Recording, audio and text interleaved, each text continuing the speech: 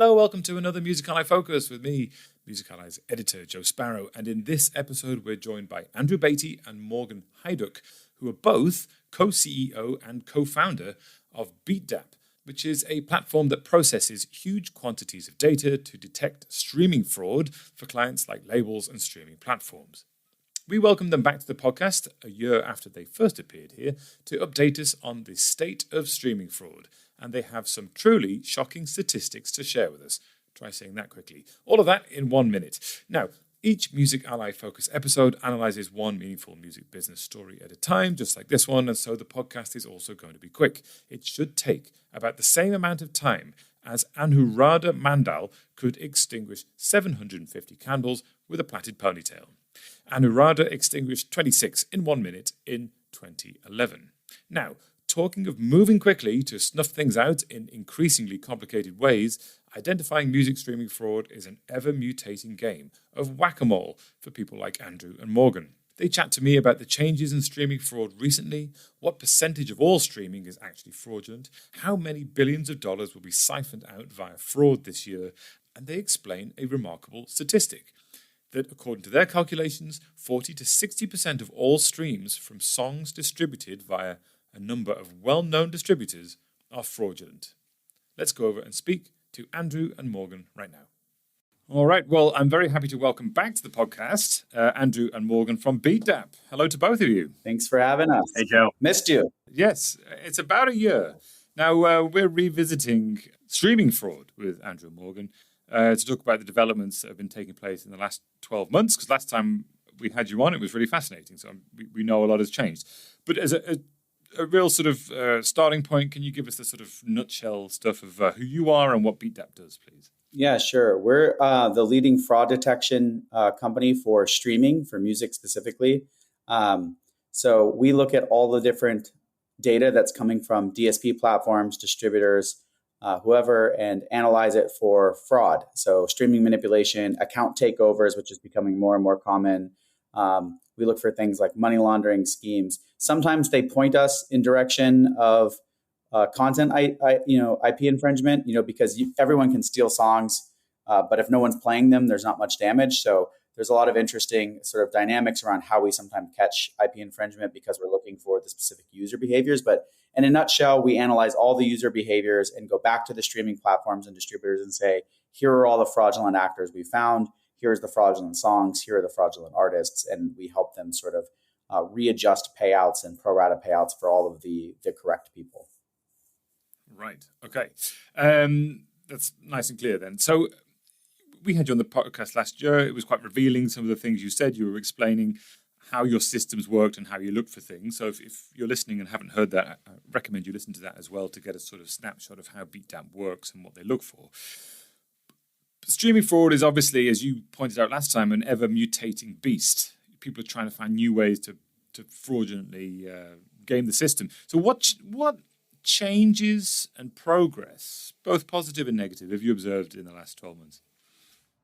Well, I'd say just on our end, from a progress standpoint, I'm trying to think of what the exact number would have been a year ago, but it would be a fraction of where we are today. So we've looked at, to date, about 1.4 trillion streams and about 30 trillion data points, maybe a handful more, associated with those streams. And so our view of the landscape has really just improved and increased, and we are able to see across more platforms, more collection societies, more distributors than we were last year.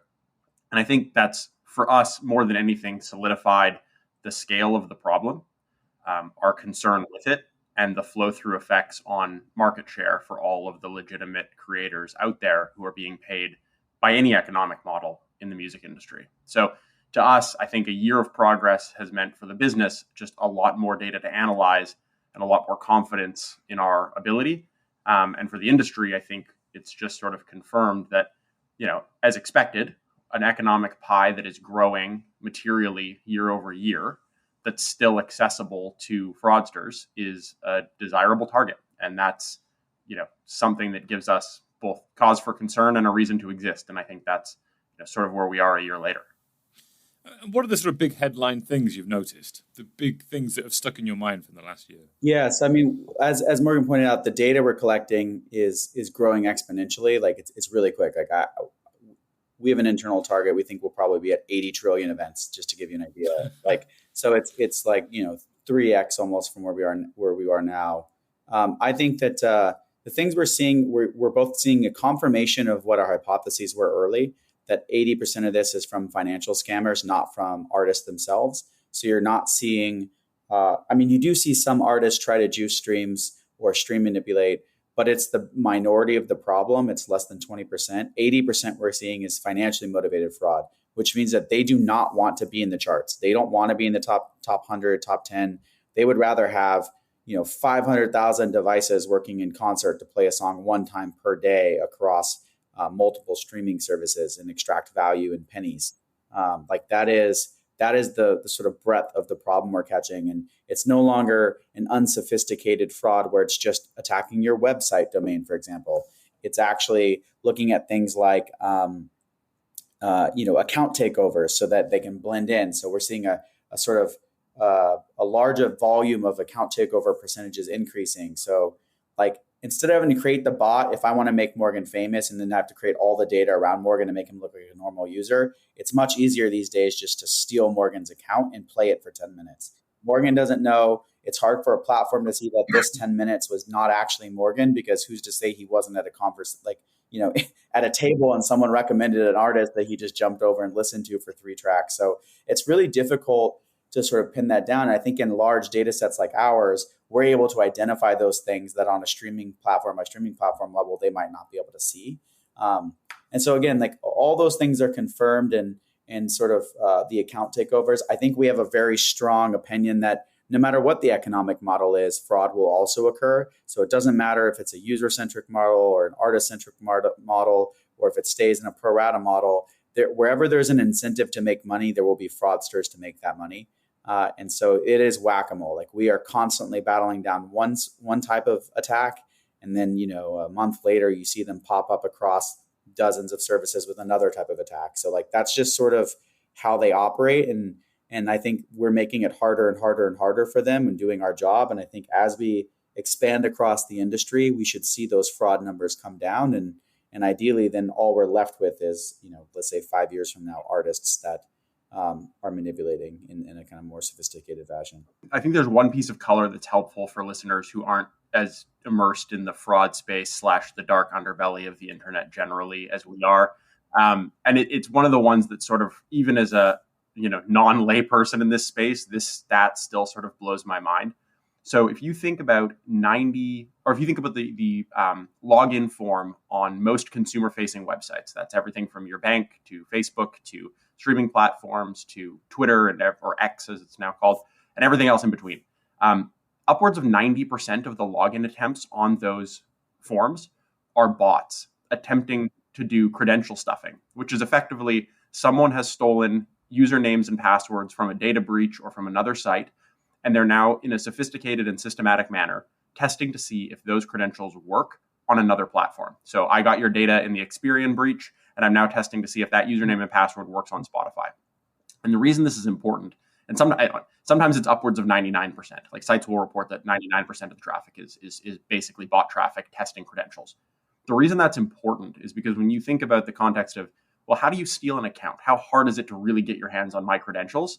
With that volume of constant testing, and for testing for many reasons, it's not just about streaming fraud. It's really easy to understand how bad actors are able to obtain legitimate account credentials, take over those accounts, and use them for any purpose. And so I think the scale of this on the internet as a whole is a nice sort of mirror to what's happening in music streaming, in the sense that we're just one of the verticals where this sort of attack is being tested. And it just happens to work, I think, particularly well in music, because let's be serious, we probably don't care as much about our Spotify username and password hygiene as we do about our bank or our credit card or our tax details. So it just opens up that vector in a way that I think is often misunderstood, the ease with which and the frequency with which people are trying to do this across the internet. So really what we've got essentially is that streaming platforms are an ideal attack point, because we perhaps aren't so good with looking after passwords there. We use them across other platforms. The behavior on the platform literally generates money every time we do something on there. For 30 seconds, you generate a royalty. So there's a real incentive there. And then the massive scale of streaming platforms with hundreds of millions of users means that these fraudsters can operate at massive scale. They're sophisticated in sort of building out their segment. So there's one fraudster that's just testing to see all these credentials work. There's another fraudster who then licenses or leases those accounts from that fraudster in buckets to repackage to other providers. There's another fraudster who builds the bots to package on top of those buckets. And then there's the final fraudsters who then market you the streams or the front of, the point of contact you have when you're trying to buy streams. So everyone's segmented in a supply chain the same way you would see it in a real business. And they're all focused on their specialty areas and sort of doing that. So what that means in today's world is it's just as easy for me to spin up 500,000 accounts on a Spotify or any kind of streaming platform, not just Spotify. I don't want to pick on them, like literally any platform possible. You can spin up these accounts just as easy as it is to turn on a virtual server on AWS. Like I go to AWS, I say spin up a server, an EC2 instance or whatever, and it's bandwidth based. I need it for 10 minutes. I rent it for 10 minutes. Like it's so easy to take over these accounts now, and users don't realize they're compromised. Like to Morgan's point, no one's looking at. The other interesting fact is that people change their Facebook password once every 18 months on average, which happens to coincide with when they get a new phone. So like people aren't really active in maintaining these things. It makes you wonder why these people who've developed all these skill sets and different sort of technology expertise areas aren't just working in the music industry, because they could surely be making more money doing that stuff and doing it that way around. Now, look, we're seeing an increasing amount of music getting uploaded each day to DSPs. We're told this sort of debatable 100,000 tracks number, but it's obvious that more stuff is being uploaded. We've got the promise of much more to come with AI music, apparently. As more music gets uploaded, does it stand to follow that fraud will be easier to hide if these people are really just scraping percentages off the top of it all? I think that's the big and legitimate concern of most everybody who's sort of in the ecosystem, right? Like if you have 100,000 songs a day are uploaded today, and down the long tail, you can point a couple of streams at tens of thousands or hundreds of thousands of those tracks over the course of a year. That's scale in and of itself. But if it's 1 million tracks a day, again, the ability to sort of hide in the shadows just becomes easier because there's just more content to target at very low volumes that don't trigger any sort of it's like the equivalent of like an immune response, right? Like there has to be enough. There has to be enough there to trigger the response from the system. And if you have 1 million songs a day and hundreds of millions or billions of tracks on platforms, it's just much easier to hide in the shadows. Yeah. Plus, it's just become easier. Like we have an internal thing that we call a distributor risk score, because we can see like where all the fraud's coming from, which distributors, and we have like we can see what percentage. And it's common for us to see fraud, between 20 and 60% of all streams on multiple distributors month over month. And so we're seeing massive amounts and some big names that you would not expect. And it's not just like it's one or the other. Like there's also some distributors who are very clean, who have almost no fraud. So it's not like an all distributor problem, but it definitely lends itself to DIY platforms. And I think one of the risks is that, they have an incentive to sort of keep it going. Because they take a percentage of the revenue that comes through. So if 50% of their streams are fraudulent and they benefit from being a pipe, it's hard to say that they should be the one shutting it off. I think there's just a misalignment there. I think some of the listeners might be a bit staggered at that number, that up to 60% of all streams on some well-known distributors are fraudulent. Yeah, and I would say that what's crazy is like that's an average. I'm giving you a number and see month over month. We've seen some spike as high. I think the highest I saw was 74% in a month, but you're talking about a massive amount of streaming. So just for the sense of scale here, on some well-known distributors, there are times when nearly 3/4 of all streams that are processing through that distributor in a month are fraudulent. Yeah, and I would say that's with our 99.999% confidence. There's also a really large suspicious bucket that we don't tell them is fraud, that we're like, hey, this could be something else, because we have to be absolutely certain. The thing about us that we take to the bank here is, and actually put our money where our mouth is that we do not call something fraud unless we're absolutely certain. We actually have like an entire team that is constantly validating our models over and over and over again to make sure that our false positive rates are low. We actively look to disprove why something might look like it's fraud, because you don't want to punish or penalize a super fan. So we are actively looking, and we have to be very confident. So it's not one thing that they flag for. It's like, here's 47 things that are indications of fraud that in concert with each other and 100,000 other users, you can be confident in this fraud analysis. But there is a massive suspicious bucket that we can't maintain. Like, we'll call it a watch list, suspicious bucket, whatever.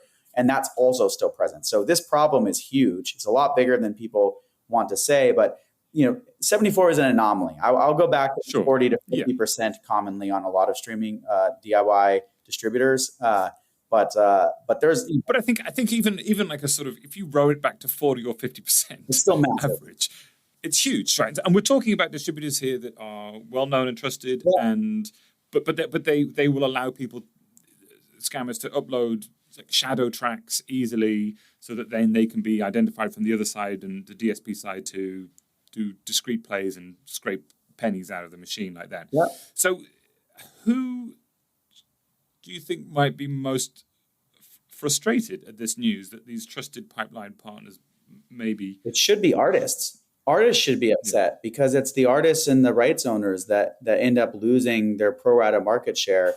And it's not just, and DSPs are obviously, I think the sort of misnomer here is that DSPs aren't trying to solve it. Like, the reason we're in business is DSPs want to solve it. They come to us. We've been working for years kind of to help them with this fraud issue. Even some distributors want to solve it. Like, one of the downsides to this too is you can't really push down the supply chain the information that you've caught somebody, because as soon as you do, they change their tactics. So one of the early things Morgan and I learned was that originally we were like, let's just tell people it's fraud. Then you see them shut fraud down and come at a different direction. So it's not, there's also this element of sort of following along the fraudster to see how pervasive the problem is and how they're clustering specific tracks, or how certain labels are involved, like that are typically fake labels that they've created, not like real labels with real artists. So there's an element of sort of watching all of this stuff that's required before you just pull the plug. Kind of like the FBI doesn't go in day one and say, here's all the issues. Like, you track things for a while and then you notify partners when you're confident and you've sort of eradicated and viewed all the different things that are going on. So I think that puts a lot of distributors at a disadvantage because they might not have up-to-date information right away. And one of the things Morgan and I tried to do is say, hey, look, let's help distributors. Let's offer them this product for free. Let's try to help distributors identify potential fraudsters so that they don't upload the music in the first place. And so we offered that over a year ago for free to some distributors, and we've worked with a lot of distributors helping them combat fraud and stay ahead of it, so that they aren't the ones causing the problem. And ultimately, I think long term, those are the ones that are going to work out, because they won't have this, as this stuff sort of, as this stuff sort of converts in adoption and sort of you have this sort of payments delayed or withheld or whatever. The ones that are doing it right are inevitably going to be the ones in the strongest financial position, because they built their companies baselined on that, as opposed to having to right size themselves to whatever the new reality is. So I think a lot of distributors are coming to us now and saying, will you please help us? We're very open to that because we want to try and stop fraud at every level. But I think that the point here is that everyone's trying to solve it. There's not you don't point fingers at anyone, because honestly, we're all on the same side of the table. Distributors, DSPs, artists, like, we're all trying to fight the fraud together. It's not, no one's to blame here. Like, we shouldn't be pointing fingers at each other, except pointing at the fraudsters that are trying to harm everyone in the industry. And I'm sure none of the distributors are sort of sitting there, sort of twiddling their mustaches, saying, "Haha, we're getting away with this." It's just they're being scammed as well, aren't they? They're being taken advantage of to create fraud. If we zoom out a bit, what percentage of all streaming do you think music streaming is fraudulent, really? Because last time you said it, I remember you said it could be between 5 or 10%, and I thought that was kind of shocking. And since then, in the last month or so, Spotify has said in a statement, less than 1% of all streams on Spotify have been determined by them to be artificial, which is not fraud, but it's there's an element of something there, isn't there? And Deezer subsequently said recently, around the time signed this agreement with Universal around the new streaming rates, it said that around 7% of its streams were fraudulent. So where are we? Has it changed, or are we getting closer to the truth here?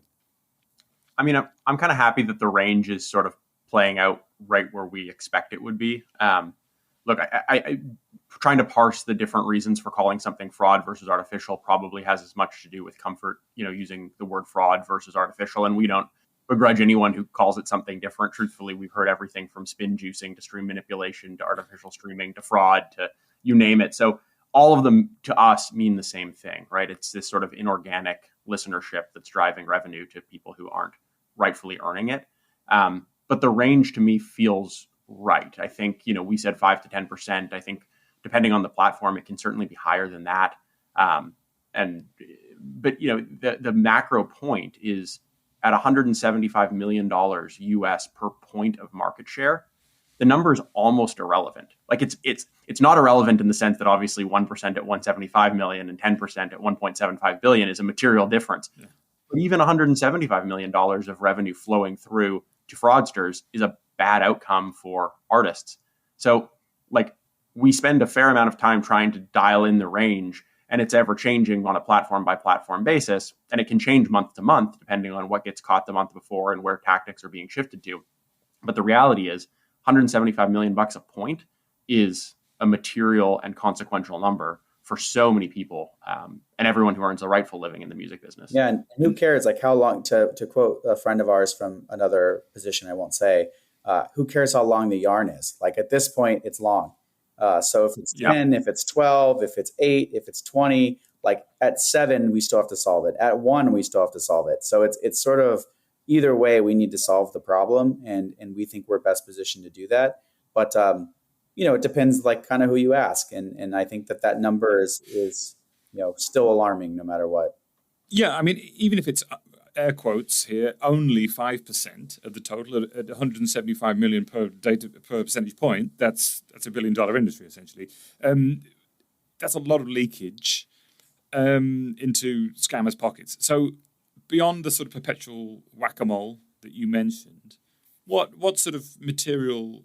What would be the changes that would make a significant difference to clamping down on fraud? I think every streaming service, like we're a bolt-on to them. Like all of them they're trying to solve fraud, but they're not. I don't think a streaming service wants to be the police of streaming. Like at the end of the day, they want to have the best consumer experience possible delivering content, and that's where their energy should be. Like otherwise, we would all have servers and none of us would use Amazon. Like it's the same sort of concept. So we are really well positioned to look across industry to help find and eradicate fraud, to see it starting early and shut it down on every other platform before it spreads. There's all of these reasons to have a platform like us. The same reason they use a similar platform for like ad tech, or in the finance industry, they use something called Verifin, that did this for all the banks. So I think we're well positioned to be that company. And I think most streaming platforms don't want to put 50 to 60 headcount on solving this problem internally, when they can they can basically outsource a large portion of that to us. And then, we work hand in hand with their smaller internal fraud teams to sort of deliver bespoke products for them internally. So, the way I see it is that's what's required. And I think we're well on our way to having sort of an industry adoption. I think it's just going to take like the next 18 months for us to sort of move across all the streaming platforms and get as much of that on board, and constantly keep building new models and new ways to identify fraud. Because sometimes Morgan and I catch stuff, or the team catches stuff, and we're just like, wow. And then you go look for it, and it's been there the whole time. You just didn't know to look for it until you discovered it. So it's one of those weird things where we're constantly evolving and constantly finding new stuff. And I think that's what's important here. Just having a dedicated force on this thing. You did ask the guys who run the streaming fraud detection company what steps should be taken. So I shouldn't be surprised that you got, they should use Beatdapp as the answer. But yeah, the other thing I respect your hustle. Yeah. So what as a final question then, this is a vast, multifaceted fraud. Getting it to 0% is going to be very difficult. But what sort of percentage figure do you think would feel more acceptable to the industry of saying, well, like water pipes, right? You know you're going to lose a certain percentage of water between the reservoir and your home, but like what's an acceptable amount? Yeah, look, I think the aspirational target is always zero, but I agree in any system there's always potential for fraud, and or like if you go to a retail setting, you have shrinkage on the as a line on any sort of major retailers' books, and that just represents theft from the store. And despite all the measures they take, there still will be theft. But I think aspirationally, like we're aiming for zero and knowing that it'll probably come in above that. But I think less than 1% is a completely realistic and attainable goal. Right. The other thing here is, music, while it feels, I think, huge to us in the industry, and it is a massive business, is still relatively small in terms of the scale of total online revenues. And so one of the advantages that I think we have is the harder we make music, the in fraud sort of terms, the more we shrink the attack surface for the industry, which is to say the harder it is to get paid for doing bad things in music, the more likely it is that fraudsters will eventually do the sort of cost benefit of, maybe PayPal was a better target after all. And they'll, go to another vertical that has less stringent or, more attack vectors. And so to us, the like macro goal for the business and the reason why we want to work with everyone across sort of all facets of the value chain is because the more collectively we defend ourselves, the harder the target becomes, the more likely it is that we're not as attractive despite revenues continuing to increase. So like, I guess that's probably the really aspirational goal is, there are few problems in any industry, but particularly in music, that have almost universal both acceptance and willingness to fight. And this is one of them. And so to that end, the faster we can coordinate everybody and get everyone rowing in the same direction and sort of hardening up their respective parts of the value chain, the faster it is that we can hopefully make music unappealing to people who are committing fraud. And then all you're left with, by the way, at the point that you sort of eradicate the financial fraud aspect of it, what you're left with and what there always will be is this sort of perception motivation of either people trying to get to the top of the charts or people trying to break through and be noticed. And I don't know that ever goes away, but they respond to a very different set of incentives, I think. Like legitimate artists who've made a mistake respond to a different set of incentives than fraudsters who are there to either make or clean money. Okay, well, I will put a couple of links to some relevant recent blog posts that you've put up that sort of will dig into this a bit more for people who are having their heads turned a bit by these numbers and how it works. But great to see you both again and have you on the podcast and hear about what's going on. Finally, one really last question before you go. For both of you, if you could only pick one piece of music to listen to for the rest of your life, what would it be? One piece or one artist? It could be I'm more flexible these days as I'm getting older, so it could be an artist or an album or a song. For me, it's Standing Outside the Fire by Garth Brooks, which I think is probably like the unofficial anthem of entrepreneurial country fans. Okay, instant answer. I like it a lot. Thank you very much. Andrew?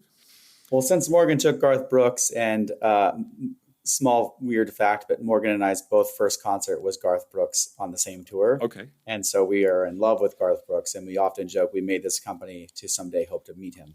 But outside of him, which is a complete other side of the spectrum, I would say Tupac. Okay. Okay, well, no, that's fine. That's great. That's a nice variety. Yeah. Okay, great. I will put both of those, and I do hope that you achieve your ambition of beating Garth Brooks. Garth, if you're listening, we love you. There you go. Personal fraud analysis waiting for you whenever you need it, Garth. Look, Andrew and Morgan, very grateful and nice to see you again, and thanks for joining us. Awesome. Thanks for having us, Joe. All right. Thank you again to Morgan and Andrew for sharing all that great data with us. It's worth noting, of course, that we recorded that podcast before the recent development of some DSPs announcing changes to their payment threshold, which might mean in the future that songs in the future will require a certain number of streams before payout is triggered.